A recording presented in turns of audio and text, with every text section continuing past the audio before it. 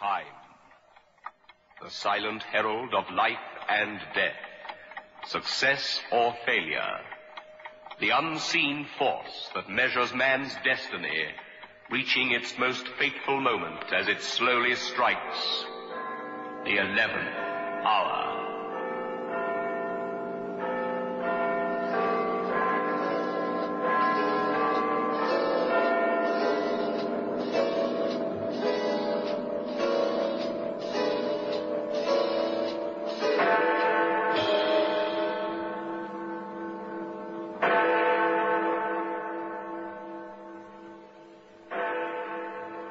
Well, me bold bad lad, what's on your mind? Nothing. Like that, is it, eh? Loss of memory, eh? The sergeant told me at the desk. I was wondering. I stepped out of nothing into the police station. Can't remember a thing, eh? They tell me you've not been arrested, only kept here, pending inquiries. What's your name? Percy Arbuckle, the power of the mind and the mental master. Thought reading, actually, the best. Good, cracking, a wizard.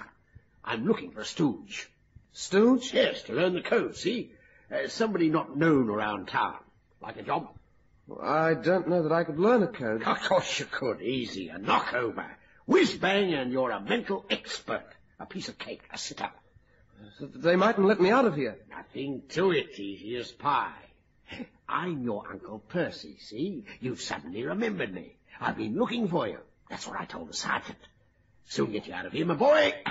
Sergeant! Sergeant! In another city, 20 miles away. Another sort of hammering on a different door. All right, break it down. Here we go. Sacre nom. Get an ambulance. Call the hospital. No, wait. Call the morgue. Must have been killed with that poker, I imagine. Get the fingerprint, boys. There are whole handprints on the wall. Right, Inspector. There's prints on the walls. Better bring your dusting powder. There you are, Emmanuel, me boy. Comfy, eh? At ease. Relaxed. That's me boy. I'll never be able to do it, Mr. Arbuckle. I don't seem able to remember anything. Course you will. There's nothing to it. Dead easy. See, you're sitting on the stage and I go down into the audience. All you've got to do is think, concentrate, be alert, and look as if you're in a trance, right? I suppose so. Now then, I take something from the audience. I say to you, now. Now, if I don't pause, you know it's something soft. If I pause for 1 second, it's something hard. So I say, now. What have I got here? So you know... It's something hard. Good, excellent. Top hill. Couldn't be better. I can't think. I don't want to think. It gives me a headache. Of course, if you want to go back to jail... No, go ahead. Now, once we've got it something soft, it's the emphasis I put on the word. If I say now, loudly, you know it's square. If I say it softly, it's round or oblong. Right. Now, let's have a crack at it. Inspector Spegod? It's Rogal here, Inspector. I'm sorry, but the prints from the walls don't match anybody's. No known criminal, eh? Well, we just have to work the harder. There's one thing, if it isn't a hardened criminal, then we'll have his conscience working on our side a bit. Get on. Keep your ears open. See what you can hear. Will you listen to me? Concentrate. Be alert. Pay attention. I'm sorry, Mr. Arbuckle. Now, look, we've got to work hard on this. A code's a code, you know, and it's got to be learnt. Yes, Mr. Arbuckle, but I don't feel too good. Nonsense. You're fine. In the pink. Fit as a fiddle. Now then, the end of the sentence.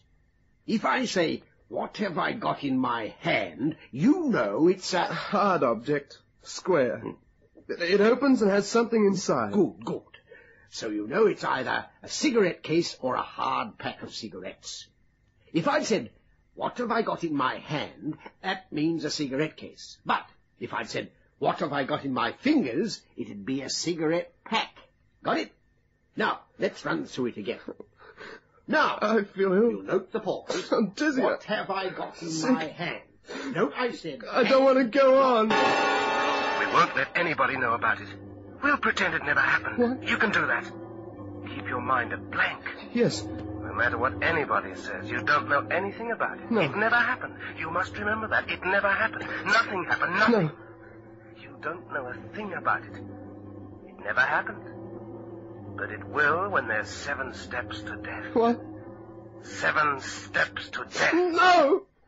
Here, wake up, snap out of it. Pull yourself together. What's the matter with you? You balmy? Queer in the head? Here, I've heard of some queer things, but you moaning and groaning like that takes the bun. Here, are you sure your loss of memory is real? Or have you got something on your mind you don't want to remember?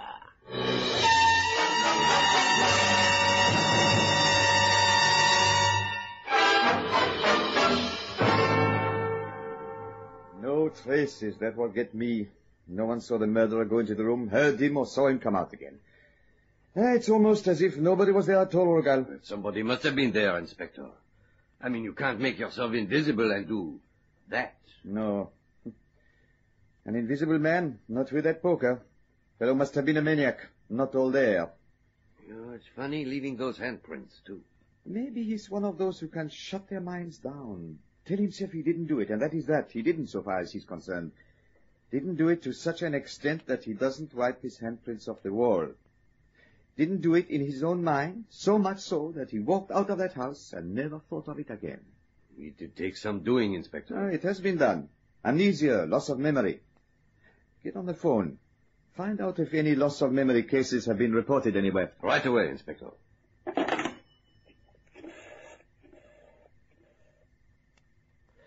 Still out of order. Why don't they mend it, fix it, look after it? Now then, where were we? How far had we got? Character reading. Oh, yes. Well, you see, this is quite an act. I get whoever it is in the audience to give me a print of their hand on a piece of paper. I hold it for them. Through years of study, application, determination, I've learnt to write underneath the paper what the chap's like. See? Yes? Of course, it's a sort of shorthand, and you've got to learn it. Now, this bit of paper, I take it down to somebody in the audience. I say, "May I have your handprint, sir?" Or madam, as the case may be. I get it.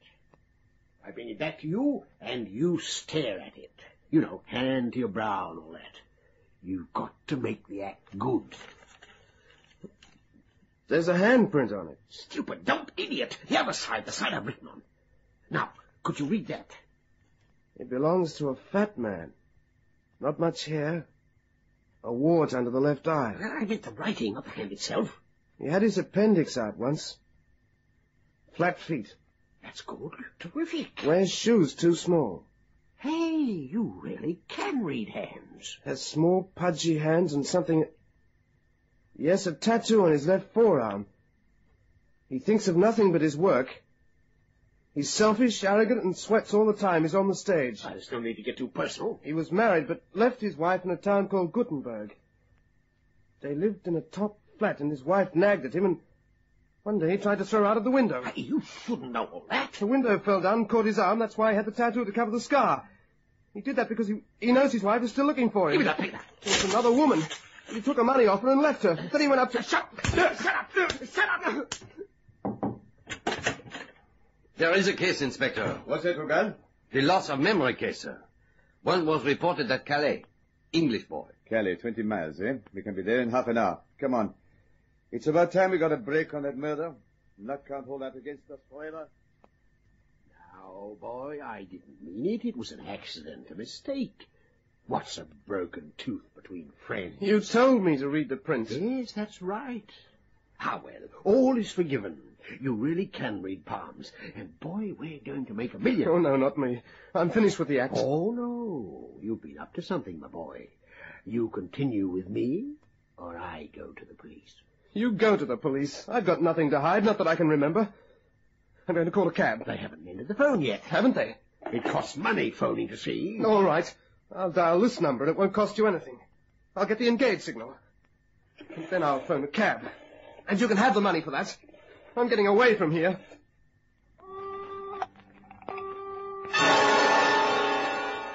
Hello? Who's that? You phone your own number. Who else would it be but you? It can't be. It is. No. And before you ring off, remember, 7 steps to death, eh?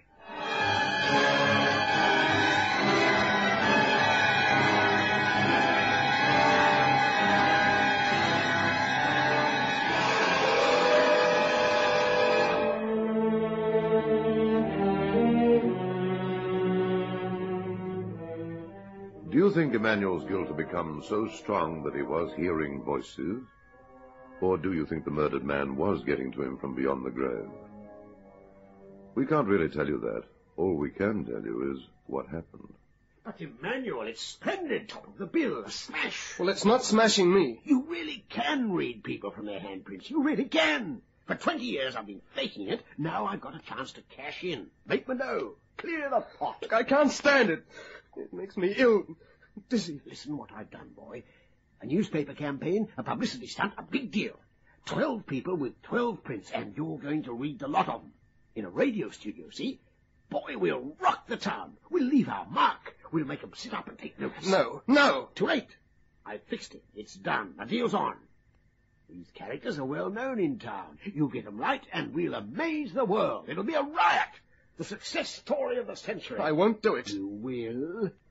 Want to use the phone again? Want me to tell the police what I'm learning about you and what you tried to forget? That's my boy. Now then, this is how I've arranged it. We go to the radio studios and there we... The sergeant at the desk gave me the address. He's at 28 Rue des Portes, staying with a Mr. Arbuckle. Where to, Inspector? 28 Rue des Portes?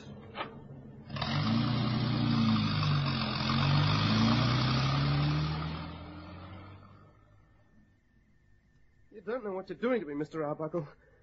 I don't know what it is. I can sort of see these people through their handprints.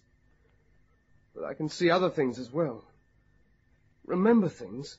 Remember? Recall, eh? Coming back to you, eh? What's coming back to you? There was this man. I hated him.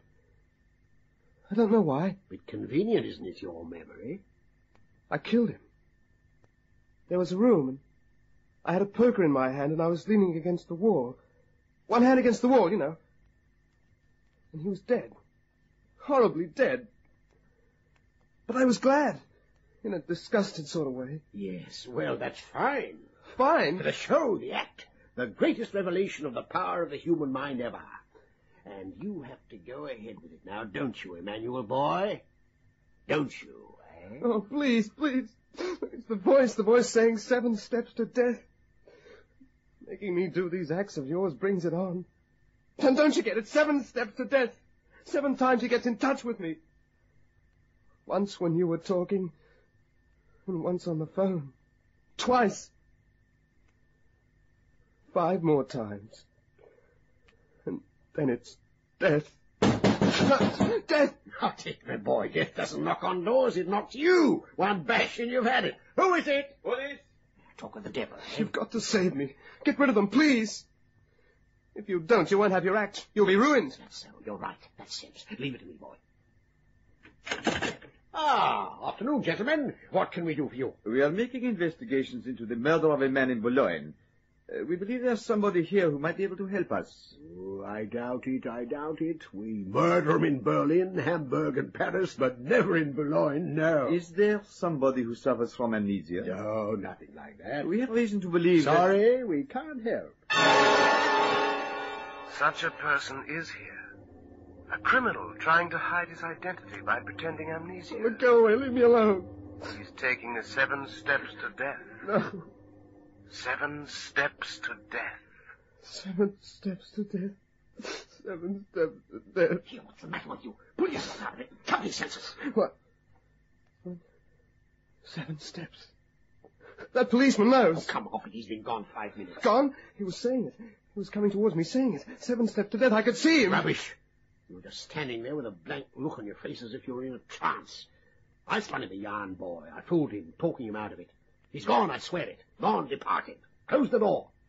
And you? You've been sweating and crying out and carrying on. Gone? That's 3 times. You, the phone, and now the policeman. 4 more to go. 4 more to go. I'll confess. I'll tell. Over my dead body, you will.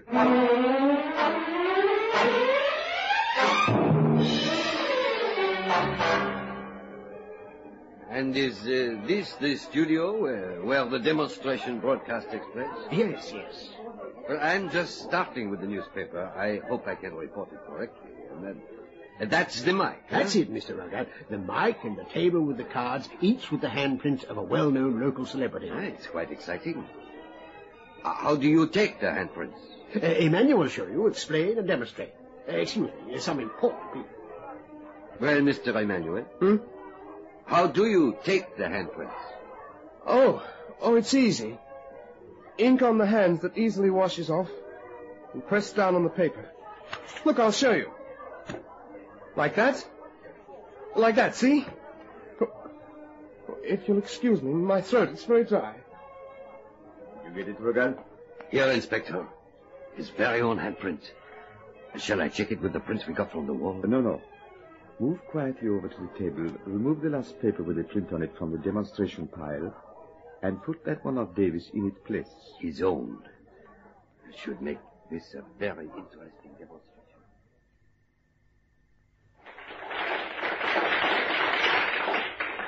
Ladies and gentlemen, it gives me great pleasure to introduce to you the most astounding, the most amazing and inexplicable mental phenomenon ever brought before an audience.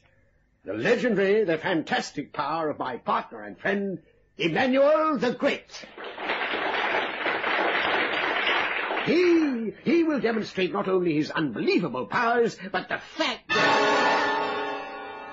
he has tricked you all into believing that he's innocent of a terrible crime he well knows he has done. Oh, go away. And he will continue to fool you until he takes the 7 steps to death. No. 7 steps to death. No, wait, please.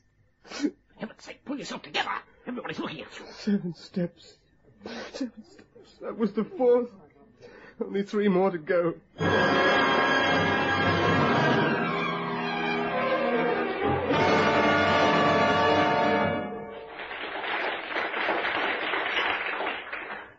Go on. Ladies and gentlemen, the first... As you see, Mr. Emmanuel has taken up the piece of paper with the first handprint from the table. The first belongs to the Mayor of Boulogne. Thin and tall, a strong sense of duty, and very patient. He also knows there are 7 steps to death. Go on. I heard it, my own voice. 7 steps to death. Nonsense. The next print. Get a move on. And here is another print which says... 7 steps to death. Go on. But I heard it. We didn't. Now get on with it. But the next time is the 7th. The end. My death. I'll settle your death if you don't get on with it. I have here... 7 steps to death. No! But nothing happened. We know because the small studio audience, beyond hearing Emmanuel cry out, saw that nothing happened. What did happen was the most amazing demonstration of character reading from handprints ever staged. Emmanuel got character after character right, for you see, he'd got over the 7th of the 7 steps to death. Nothing had happened, and he thought he was free. Free. And now, my last test of skill. The one I switched, Inspector. He's reading his own handprint. This is very interesting. I can see a man of weak personality, but a great deal of the baser emotions. I can see him going into a house. There's a sort of haze of hate about him. He hates somebody because this man represents all the things he thinks he hates in other people, but really hates in himself. Take it easy. Besides, this man has money hidden away. He goes into the house. There's a passage and a door to the left. He goes into the room. Getting it all done. Yes, Inspector. There's a man sitting at the table. He's got a mean face and a righteous look. He stands up. I don't say anything. There's a poker, and I reach down and get it. It's heavy. The man's scared now, pale and perspiring. He's got one hand up to protect himself, and he's pleading, saying, he'll give me all the money I want. I hate him. I hate him more because he's scared. I raise the poker and obliterate him. Obliterate him! Obliterate him! You are under arrest for the murder of Jean Bernard on or about the 27th of June last. I must warn you It's that... all right, Inspector. I admit it. Admit it. Yes, of course. What does it matter now? I'm safe. I'm now one step beyond the seventh. I'm immortal.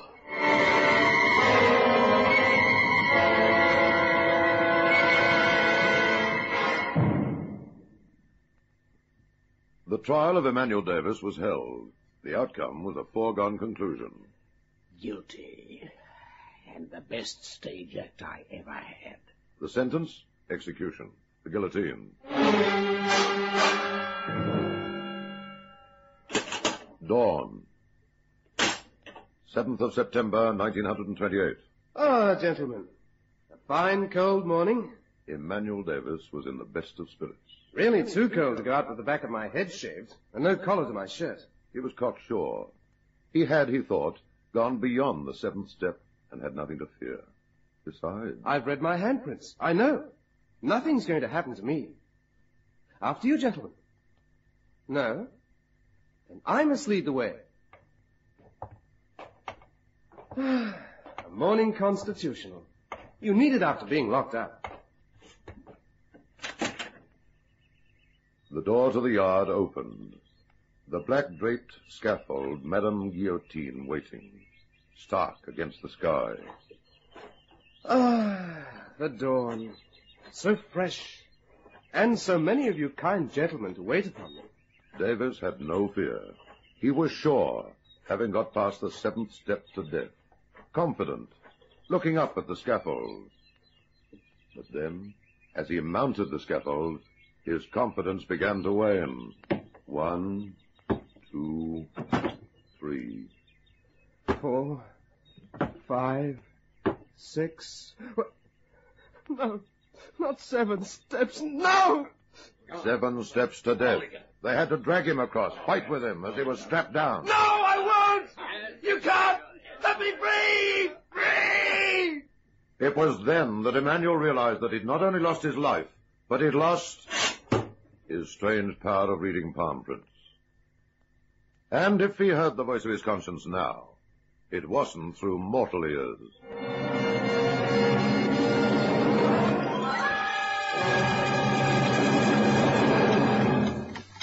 Time, the silent herald of life and death, success or failure, the unseen force that measures man's destiny, reaching its most fateful moment as it slowly strikes the 11th hour.